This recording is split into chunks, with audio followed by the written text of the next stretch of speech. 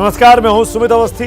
आप देख रहे हैं इंडिया चाहता है। आप सबका स्वागत है। प्रधानमंत्री नरेंद्र मोदी कहते हैं कि जब देश 25 साल बाद आजादी के 100 साल पूरे करेगा तब वो विकास की नई बुलंदियों पर होगा। लेकिन 25 साल बाद देश कैसा होगा, इसको लेकर एक बेहद खतरनाक साजिश भी साथ साथ कुछ खराब मंसूबे के लोग रच रहे हैं। आज इसी का भंडाफोड़ हुआ है, वो भी सरकारी दस्तावेजों में। वो साजिश रच रहा है पीएफआई यानी पॉपुलर फ्रंट ऑफ इंडिया नाम की संस्था, संगठन जो हिंदुस्तान में 2047 के वक्त यानी शताब्दी वर्ष के लिए कुछ अलग तरह के सपने देख रहा है, मंसूबे पाल रहा है। आज बिहार पुलिस ने सनसनीखेज खुलासा किया है और इस खुलासे के मुताबिक पीएफआई 2047 तक हिंदुस्तान को एक इस्लामिक देश बनाने का मंसूबा पाले हुए है। पीएफआई पैगंबर मोहम्मद पर नुपुर शर्मा के बयान का बदला हिंदुस्तान से लेना चाहता है। साथ ही वो प्रधानमंत्री नरेंद्र मोदी के खिलाफ गहरी साजिश भी रच रहा है। ये काम सब पीएफआई कर रहा है। इस काम के लिए उसका खतरनाक इरादा देश के 10% मुस्लिमों को आतंकवादी बना देने का है। जैसे आईसिस काम करता है, उसी रास्ते पर पीएफआई आगे बढ़ना चाहता है। यह खुलासा पटना पुलिस की जांच में है। पटना में एफआईआर दर्ज हुई है, उसमें तमाम गंभीर आरोप पीएफआई पर लगे हैं। इस बीच पटना के एसएसपी मानवजीत सिंह के बयान ने इस मसले को दूसरा तूल भी दे दिया है। एसएसपी पटना ने कहा कि आरएसएस जिस तरह शाखाएं लगाता है, उसी तरह पीएफआई भी नौजवानों को ट्रेनिंग देता है। यानी जाने अनजाने में एसएसपी पटना ने तुलना कर दी पीएफआई की आरएसएस से। हमारा आज का सवाल इसी से जुड़ा हुआ है कि क्या आरएसएस से पीएफआई की तुलना करने वाले पटना के एसएसपी को हटाया जाना चाहिए? अगर आपको लगता है कि उन्होंने बदजुबानी की है, गलत बोला है, तो आप हाँ के ऑप्शन पर क्लिक कर सकते हैं। अगर आपको लगता है कि उन्होंने गलत नहीं बोला है, वो ठीक बोल रहे हैं, तो आप ना के यानी ऑप्शन बी पर क्लिक कर सकते हैं। @ABP न्यूज़ इस ट्विटर हैंडल पर यह पोल लगातार चल रहा है। शो के आखिर में नतीजे भी आपको दिखाएंगे। सवाल दोहरा देता हूं कि क्या आरएसएस से पीएफआई की तुलना करने वाले पटना के एसएसपी को हटाया जाना चाहिए? पटना के एसएसपी मानवजीत सिंह ने पीएफआई की तुलना आरएसएस से कर दी है, लेकिन वो ये भूल गए इन दोनों संगठनों के इतिहास, इनकी परंपरा, इनके काम करने के तरीके और इनकी मूल भावना में जमीन आसमान का फर्क है। आरएसएस ने इस देश को प्रधानमंत्री दिए हैं। जब ये तुलना हुई आरएसएस की पीएफआई से, तो जाहिर तौर पर बीजेपी बौखला गई। अब वो ये पूछ रही है कैसे कैसे अनुशासन का पाठ पढ़ाने वाले आरएसएस की तुलना एक आईपीएस अधिकारी पीएफआई जैसी संस्था से कर सकता है, जिसके आतंकवादी होने के हर रोज प्रमाण मिल रहे हैं। बीजेपी अब इस एसएसपी को हटाने की मांग कर रही है। बीजेपी बिहार में नीतीश कुमार की सरकार में पार्टनर है। उसके एक नहीं दो डिप्टी सीएम हैं। इसीलिए बीजेपी अपनी सरकार पर, अपने मुख्यमंत्री से यह कह रही है, दबाव डाल रही है कि एसएसपी पटना को हटाया जाए। जबकि नीतीश कुमार की पार्टी जेडीयू इससे कतई सहमत नहीं दिखती, यानी वो एसएसपी के बयान का बचाव कर रही है। वहीं बिहार सरकार में शामिल पूर्व मुख्यमंत्री जीतन राम मांझी ने तो एसएसपी के बयान का समर्थन कर दिया। यानी मांझी साहब ने भी कह दिया कि पीएफआई और आरएसएस एक जैसे हैं। पटना से मेरे सहयोगी शशांक की ये खास रिपोर्ट।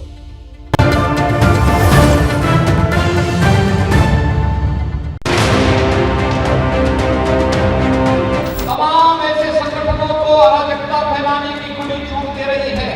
एकता और अखंडता के लिए गंभीर चुनौती प्रस्तुत कर रहे हैं। एक तरफ वो पीएफआई है जिसके तार हर देश विरोधी घटना से जुड़ते हैं, और दूसरी तरफ राष्ट्रीय स्वयंसेवक संघ है जो सांस्कृतिक और राष्ट्रवादी संगठन है। सेवा, संस्कार, देशभक्ति और राष्ट्रवाद का जिसका अपना लंबा इतिहास है। सवाल ये कि क्या पीएफआई और आरएसएस की तुलना हो सकती है? क्या दोनों संगठनों को एक सांचे में फिट किया जा सकता है?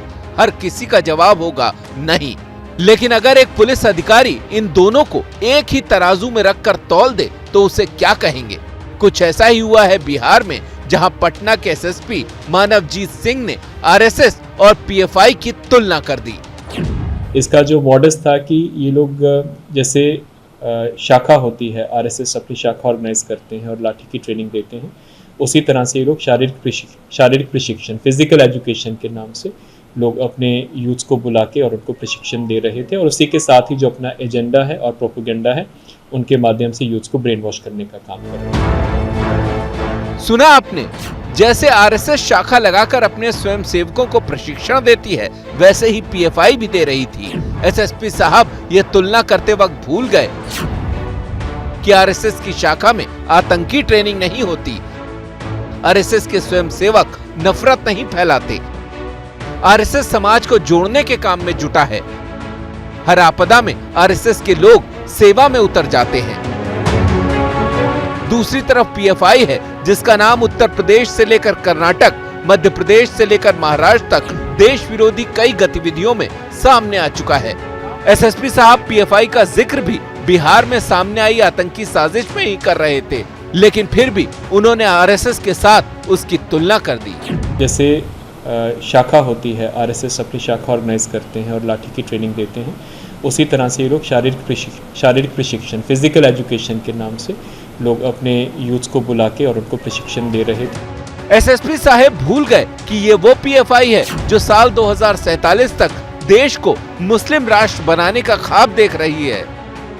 एसएसपी साहब उस सूबे में नियुक्त है जहां की सरकार में बीजेपी साझेदार है। मानवजीत सिंह ने पीएफआई और आरएसएस की तुलना की तो बीजेपी का गुस्सा भड़कना लाजमी था।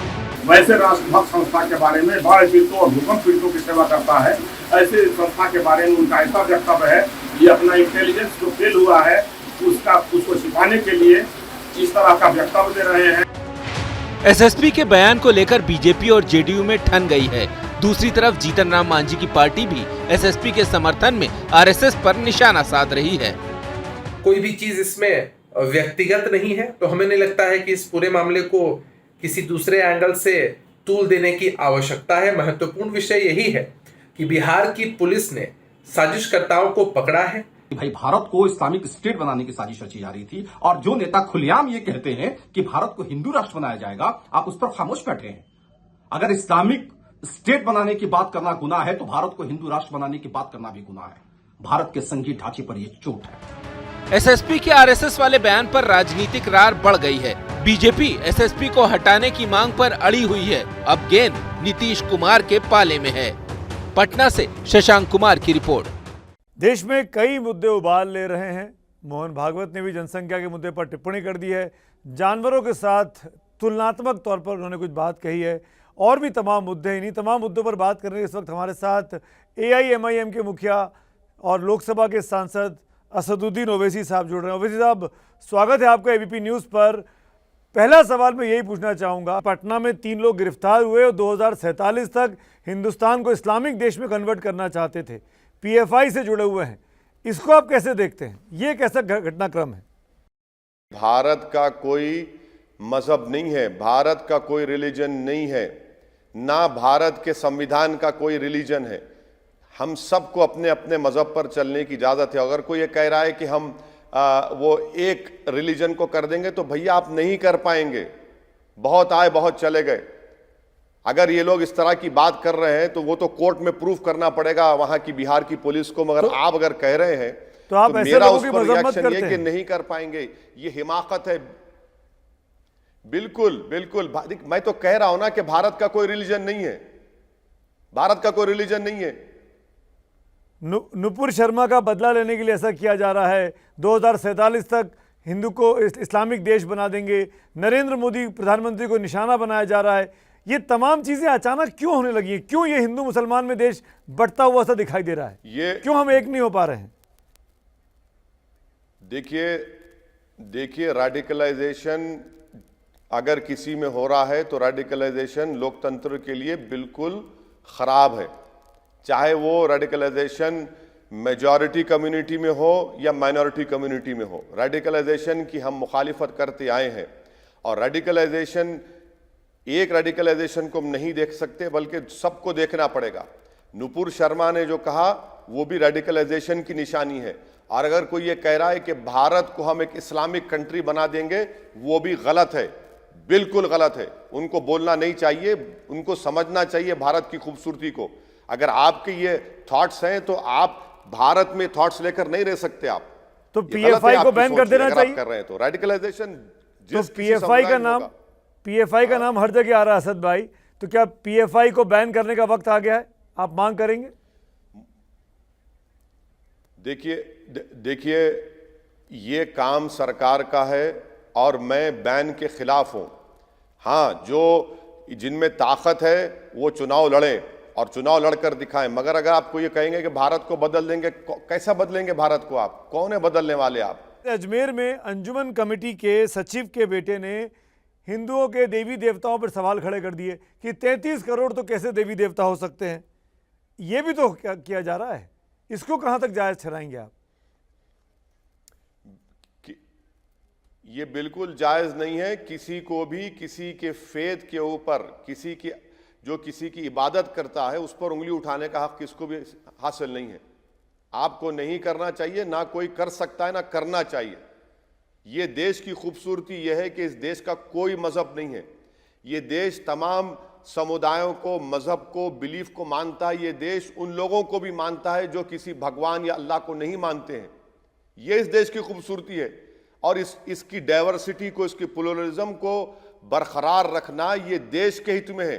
भारत को मजबूत रखने के लिए सब चीजों को समझना बहुत जरूरी है। अगर इस देश में जनसंख्या नियंत्रण को लेकर कानून बनाने की बात चल रही है, वकालत की जा रही है, तो ओवैसी साहब को परेशानी क्यों है? आपको दिक्कत क्या है?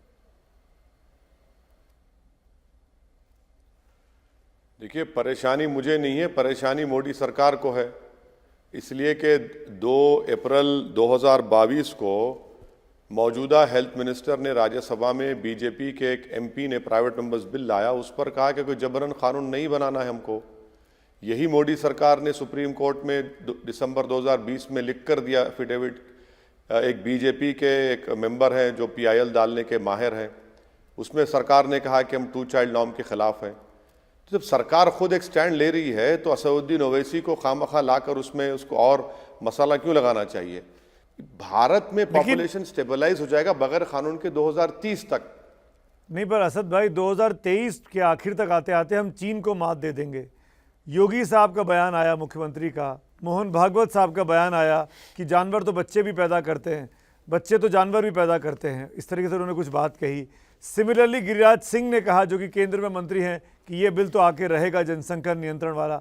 अगर ये बिल आ रहा है और इसका मकसद ये है कि कुल मिलाकर हिंदुस्तान की बढ़ती आबादी विकास के रास्ते में बाधक बन रही है, तो इसका तो हम सबको मिलकर स्वागत करना चाहिए।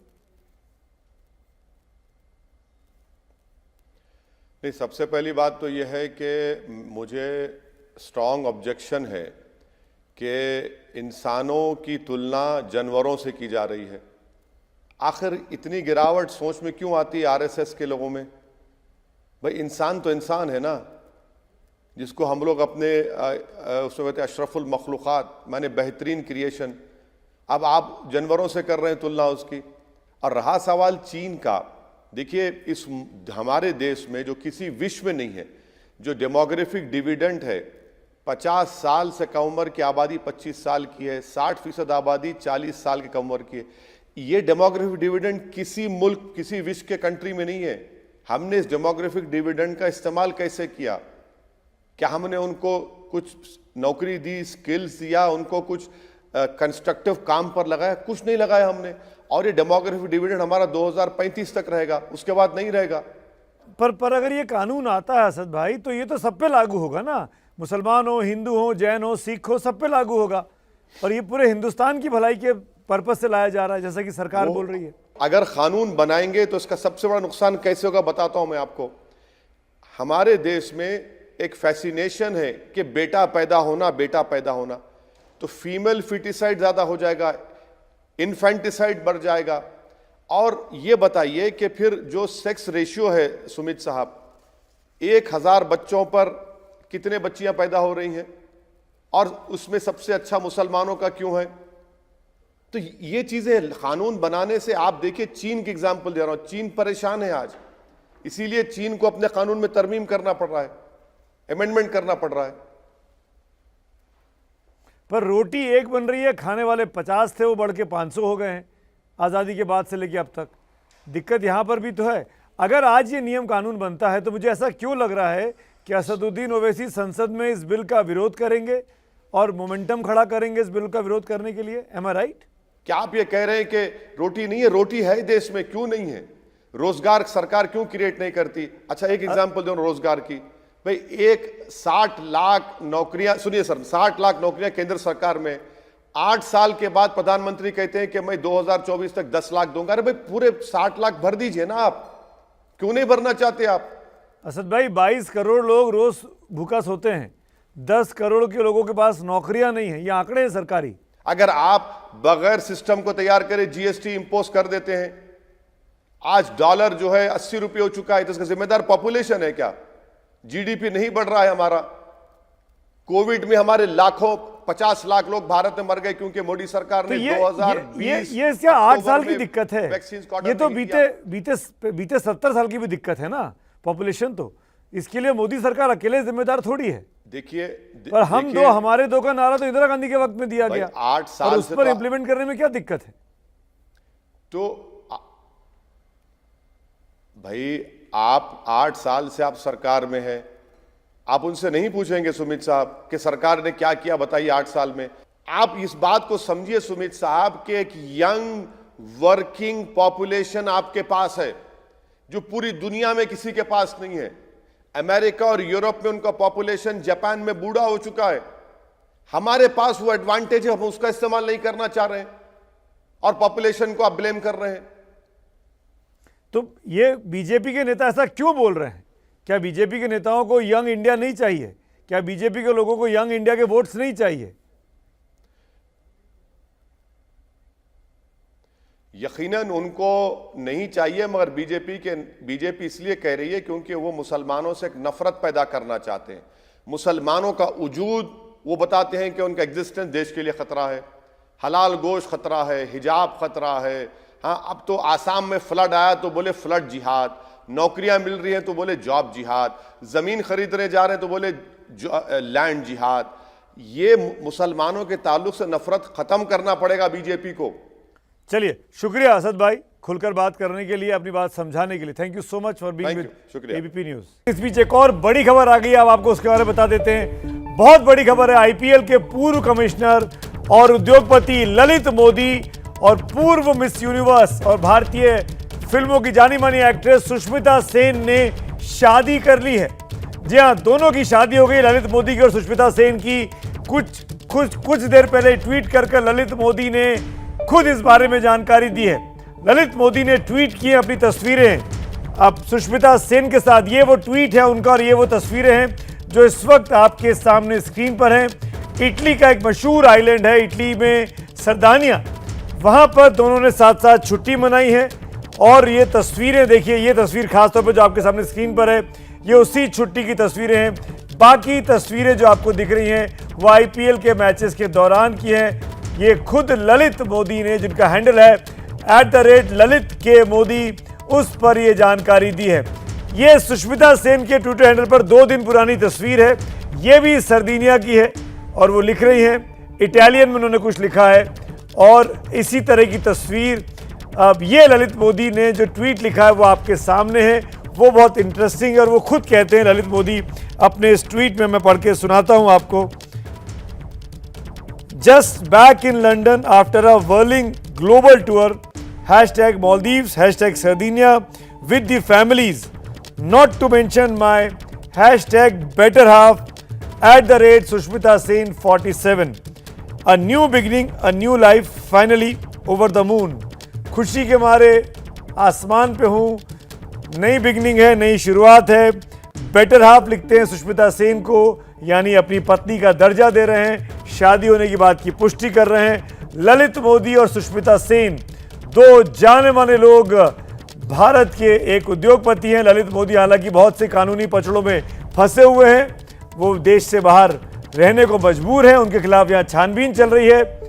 लेकिन सुष्मिता सेन जो हैं वो एक्ट्रेस रही हैं, उनके जीवन में भी कई सारे बॉयफ्रेंड्स आए, कई सारी कहानियां, प्रेम प्रसंग उनके जीवन के मशहूर हैं।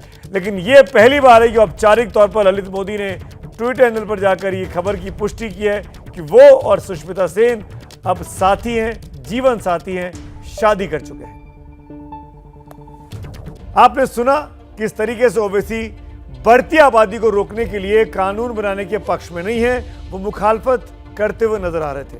वो इस पक्ष में भी नहीं है कि आतंकवादी साजिश रचने वाले हिंदुस्तान को इस्लामिक देश बनाने का नापाक मंसूबा रखने वाले पीएफआई पर पाबंदी लगे, लेकिन पीएफआई के इस मंसूबे की वो पुरजोर तरीके से मुखालफत करते हैं। इस बीच 3 संदिग्ध आतंकवादियों की गिरफ्तारी के बाद बड़ा सवाल यह है कि क्या प्रधानमंत्री नरेंद्र मोदी के खिलाफ भी पीएफआई कोई आतंकी साजिश रच रहा था।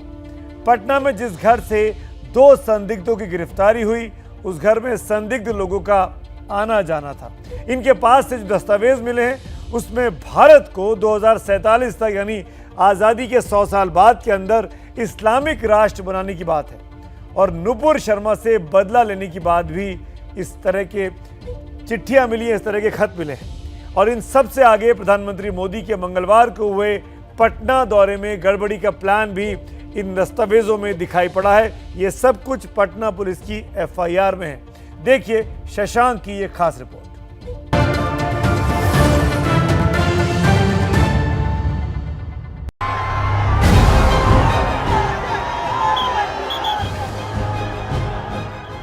प्रधानमंत्री मोदी का ये सख्त अंदाज, ये हमारा सिद्धांत है, हम घर में घुस के मारेंगे। कोई देश ऐसी असहाय अवस्था में नहीं रह सकता है।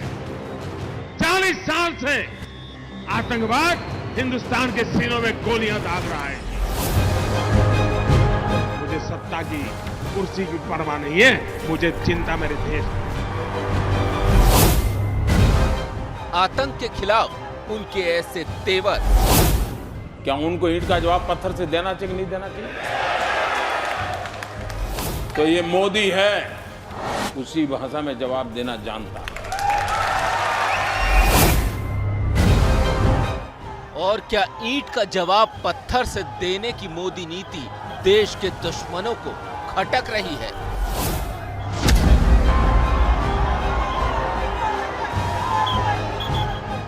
क्या इसीलिए आतंकियों के टारगेट नंबर 1 बन गए हैं पीएम मोदी? तभी तो मोदी के खिलाफ 1 नहीं, 2 नहीं, 3 नहीं, बल्कि आतंक का टेरर 26 स्क्वाड तैयार किया गया।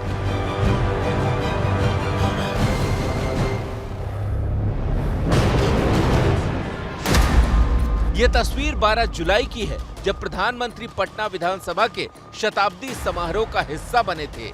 पीएम पटना आए, कार्यक्रम में हिस्सा लिया और दिल्ली वापस लौट गए। लेकिन उनके लौटने के 2 दिन बाद पटना पुलिस ने एक बहुत बड़ी साजिश का खुलासा किया है। 11 जुलाई यानी पीएम के दौरे से 1 दिन पहले पुलिस ने पटना के फुलवारी शरीफ इलाके में मौजूद इसी घर में छापा मारा था। जब पुलिस वहां पहुंची तो उसके होश उड़ गए। कांच की बनी इस पहली मंजिल में 30 कुर्सियां पड़ी हुई थी और पुलिस को पता चला कि यहां चल रही थी आतंक की पाठशाला। हम लोग ने 11 तारीख की रात को उस घर को सर्च किया। सर्च करने पर मिस्टर जलालुद्दीन, जिनका वो घर था, जो झारखंड पुलिस का रिटायर्ड सब इंस्पेक्टर हैं वो, और मिस्टर अतहर परवेज, जो सिमी के एक्टिव मेंबर रहे हैं और पिछले 2 सालों से एसडीपीआई और पीएफआई का वो जनरल सेक्रेटरी बनकर के कॉवर्ट ऑपरेशन करा रहे हैं। 6 और 7 जुलाई को यहाँ पर 26 लोगों ने ट्रेनिंग ली, यानी प्रधानमंत्री के दौरे से ठीक 6 दिन पहले। पुलिस की एफआईआर में ये बात दर्ज है कि संदिग्ध आतंकी नुपुर शर्मा के बयान का बदला लेना चाहते थे। अब ऐसे में कई सवाल उठ रहे हैं। क्या पीएम के कार्यक्रम में गड़बड़ी की योजना थी? क्या इन लोगों के टारगेट पर पीएम मोदी थे? क्या नुपुर शर्मा के बयान का बदला प्रधानमंत्री से लेने की साजिश थी? पहचान छिपाकर गुप्त ट्रेनिंग लेने का मकसद क्या था? ट्रेनिंग लेने वाले 26 लोग अब कहां हैं? और तथ्य आएंगे, क्रॉस वेरिफिकेशन होने दीजिए, जो बाकी सामने आएंगी बातें उनसे भी बात पता चलेगी। जो अभियुक्त हैं उनका क्या बैकग्राउंड रहा है, पहले का क्या इतिहास रहा है, किन लोगों से उनका संपर्क रहा है, किन तरह के संगठनों में वो शामिल हैं, ये सभी जांच करो। हालांकि प्रधानमंत्री के खिलाफ साजिश वाले एंगल पर पुलिस सीधे सीधे बोलने से बच रही है, लेकिन इस एंगल पर उसकी जांच जारी है। पुलिस ने इस मामले में 2 लोगों को गिरफ्तार किया है। मोहम्मद जलालुद्दीन, जो अहमद पैलेस का मालिक है और झारखंड पुलिस का रिटायर्ड सब इंस्पेक्टर, और दूसरा अतहर परवेज, जो यहाँ किराएदार था। ये सिमी का पूर्व सदस्य रह चुका है। खास बात यह है कि इसका भाई मंजर परवेज 2013 में पीएम मोदी की हुंकार रैली में हुए धमाकों के केस में गिरफ्तार हुआ था। इनको हम लोगों ने तकरीबन फरवरी में दिया था रेंट पे, लेकिन इन लोगों ने अभी तक ओपनिंग नहीं किया। मेरे पिताजी निर्दोष है, हम उनका रेंटर का नहीं जानते कि वो कौन थे, क्या थे। मेरे पापा का उनसे किसी भी तरीके का ना फ्रेंडली रिलेशन है ना फैमिली रिलेशनशिप। इस बीच एक छोटी सी खबर का अपडेट आया है। ललित मोदी ने जो ट्वीट किया था सुष्मिता सेन के साथ, ताज़ा ट्वीट करके वो ये कह रहे हैं, वो ये सफाई दे रहे हैं कि not married just dating each other, यानी अभी शादी नहीं की है, अभी हम डेट कर रहे हैं एक दूसरे को। That too it will happen one day, यानी बहुत जल्द हम शादी करेंगे, ऐसा उनका इरादा है। ये नया ट्वीट है ललित मोदी और सुष्मिता सेन की इस घटनाक्रम का। शादी नहीं हुई है, एक दूसरे को डेट कर रहे हैं। मेरे ख्याल से वो एबीपी न्यूज़ का ट्वीट उनके पास पहुंच गया होगा, जहां ये खबर चली, उनको समझ में आ गया कि लोग बाग जोड़ के चल रहे हैं, उनकी शादी की बात की जा रही है, इसलिए उन्होंने सफाई दी कि शादी अभी नहीं हुई है, लेकिन बहुत जल्द होगी। अभी हम फिलहाल एक दूसरे को डेट कर रहे हैं। चलिए आगे बढ़ते हैं। एबीपी न्यूज़ को ये जानकारी मिली है कि नुपुर शर्मा को लेकर भड़काऊ बयान देने वाले गौहर चिश्ती को गिरफ्तार कर लिया गया है। गौहर चिश्ती अजमेर शरीफ में खादिम है, उसे हैदराबाद से गिरफ्तार किया गया है। बेहद भड़काऊ बयान दिए थे। इल्जाम यह भी है कि उसी के भाषण, उसी की तकरीरें सुनने के बाद जो कुछ हुआ था कन्हैया लाल के साथ, वो जो लड़का था अटारी, उसने उसी के बाद उस कारनामे को अंजाम दिया था। लेकिन अब मैं जो स्टोरी आपको दिखाने वाला हूं उसके 2 हिस्से हैं। एक अमरनाथ से जुड़ा है, दूसरा अजमेर से। दोनों कहानियों के 2 अलग अलग पात्र हैं। एक है महबूबा मुफ्ती और दूसरा है आदिल चिश्ती। दोनों कहानियों के केंद्र में धार्मिक आस्था है, जिसे कहीं ना कहीं चोट पहुंचाने की कोशिश की गई है। हम गुजारिश करते हैं कि आप इस स्टोरी को इत्मीनान से देखिएगा, तभी आप समझ सकेंगे कि देश में धार्मिक भावनाओं को भड़काने वाले कैसे इस वक्त काम कर रहे हैं। संयम की ज़रूरत है, देश को एक साथ रखने की ज़रूरत है, और जो लोग भड़का रहे हैं उनको इस तरह की रिपोर्ट्स बनाकर उनको एक्सपोज करने की ज़रूरत है।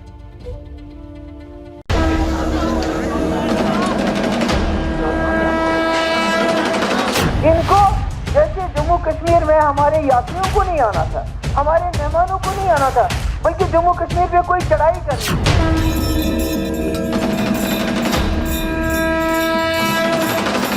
333 करोड़ खुदाओं का एग्जिस्टेंस फिर कैसे माना जाएगा? इन्होंने हजारों की तादाद में वहां लोग भेज दिए। नतीजा ये हो गया कि जब क्लाउड बर्स्ट हो गया कि मिले, तब भी वो 333 करोड़ खुदाओं को राजी नहीं कर सकता। जिन लोगों ने नुपुर शर्मा विवाद पर हंगामा काट दिया था, आज मुसलमानों के वही कथित ठेकेदार हिंदुओं की आस्था पर सवाल खड़े कर रहे हैं, और इसमें 2 नए चेहरे जुड़ गए हैं। पहला पीडीपी अध्यक्ष महबूबा मुफ्ती, दूसरा अजमेर शरीफ का आदिल चिश्ती। इस रिपोर्ट में हम आपको दोनों को बारी बारी सुनाएंगे, लेकिन शुरुआत महबूबा मुफ्ती से करते हैं। कल वो मुसलमानों को उनका वजूद मिट जाने का डर दिखा रही थी, अब अमरनाथ यात्रा पर सवाल उठा रही है। बीजेपी ने इसको यात्रा से कम बल्कि एक सियासी हथकंडा, एक पॉलिटिकल जो है इशू बनाया हुआ है कि जैसे जम्मू कश्मीर को फतह करना है, इसलिए आगे नहीं देखो, पीछे नहीं देखो। महबूबा मुफ्ती सियासी गुस्सा निकालने के लिए भोले के भक्तों का कंधा इस्तेमाल कर रही है। पुरानी रिपोर्ट के हवाले से कह रही है कि अमरनाथ यात्रा पर रोजाना 5000 भक्तों को ही भेजा जाए, पूरी यात्रा के दौरान 1 लाख से ज्यादा श्रद्धालु न आए, और अमरनाथ यात्रा 1 महीने से ज्यादा न चले। मतलब महबूबा चाहती हैं कि उनके मन के हिसाब से अमरनाथ यात्रा चले, लेकिन ये तो लोगों को बरगलाने वाले मेन्यू का स्टार्टर था।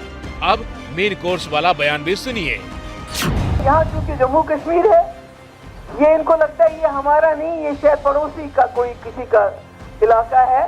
ये हमें इस मुल्क के साथ जो हमने बराबरी के लेवल पे एक इलाहा किया था, ये मानते नहीं, वो ये समझते हैं हम किसी और का यहाँ हिस्सा है, किसी और का एरिया है, और इसलिए वही सलूक करते हैं, वही घर में घुस के मारेंगे, वही सलूक जम्मू कश्मीर के साथ पिछले 3 साल से हो रहा है।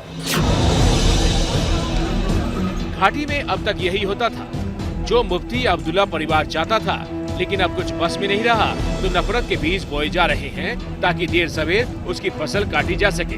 ये आरोप बीजेपी का है। अति दुर्भाग्यपूर्ण और पूर्ण रूप से निंदनीय। क्या 100 करोड़ हिंदुओं की आस्था को ठेस नहीं पहुंचा रही है? भारत सरकार को अंग्रेजियत के या अंग्रेजों के शासन काल से, वो भी मोदी जी की सरकार को, मतलब कई लोग तो कहेंगे कि क्या ऐसा तो नहीं है कि इनका मानसिक संतुलन राजनीतिक कारणों से बिगड़ रहा है? सिर्फ बीजेपी ही नहीं, भोले के भक्तों को भी महबूबा मुफ्ती की मन की बात रास नहीं आ रही। जितनी जनता ज्यादा से ज्यादा आ रही है, वो श्रद्धालुओं की भावना है, वो अपनी भावनाओं के द्वारा आ रहे हैं, ना कि किसी के कहने से आ रहे हैं। वो 2 साल नहीं आ पाए, इसलिए भी थोड़ी सी भीड़ ज्यादा है, लेकिन रोक टोक चल रही है। ज्यादा लिमिट से ज्यादा भी नहीं निकाले जा रहे हैं यात्री। जो ज्यादा हो जाते हैं तो उन्हें कैंपों में रखा जाता है, बाकी सब सही है। जब भी ये यात्रा आती है, ये कश्मीर के लीडरों का ऐसे ही हथकंडे अपनाते हैं और ऐसे ही गंदे बयानबाजी करते हैं और माहौल को खराब करते हैं। वो नहीं चाहते कि हम लोग यहाँ आए और अमन चैन बने। रास्ते में कोई दिक्कत नहीं है, यहाँ हमारी आर्मड फोर्स, हमारी आर्मी लगी है, हमें हमारी आर्मी पे, हमारे पुलिस प्रशासन पे बहुत गर्व है जी।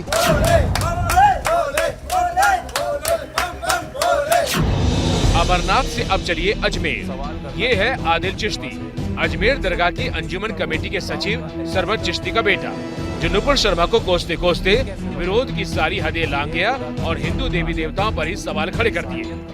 333 million gods, a wholesale of gods, उसको कैसे माना जाएगा? और मैं सोचता हूँ अगर इंसान को 1000 साल की भी जिंदगी मिले तब भी वो 333 करोड़ खुदाओं को राजी नहीं कर सकता। प्लीज नुपुर शर्मा मुझे बताएं कि इस 10 अवतार ये क्या लॉजिकल है, ये प्रैक्टिकल है?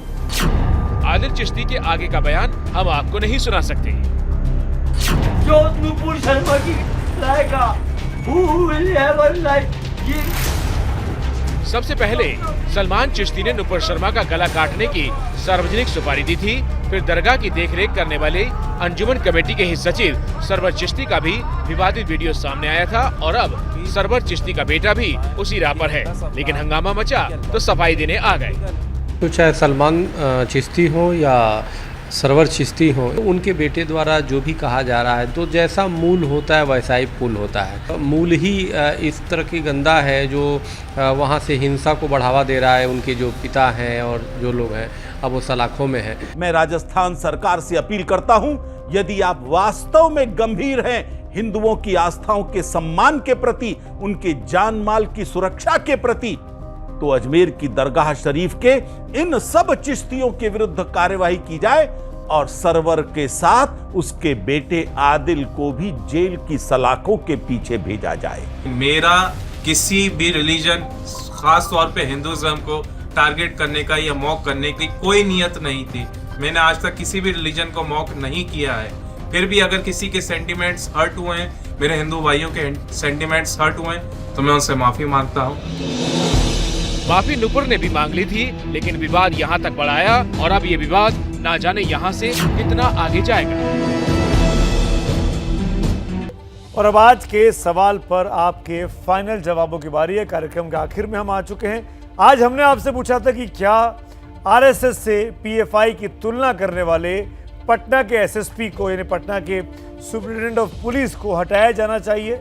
लेकिन आपको बताते हुए मुझे बड़ा अफसोस हो रहा है कि बीते 2 घंटे से ट्विटर का मीडिया स्टूडियो डाउन होने की वजह से इसका नतीजा हम आपको नहीं दिखा पा रहे हैं। जी हाँ, 2 घंटे से ट्विटर पे जो हमने पोल पोस्ट किया है वो आगे नंबर नहीं बढ़ रहे हैं। पूरा एग्जैक्ट रिजल्ट हमारे पास नहीं है, इसीलिए हम इसके नतीजे आपको नहीं दिखा पा रहे हैं। ये ट्विटर की नाकामी है। तो इंडिया चाहता मैं आज इतना ही।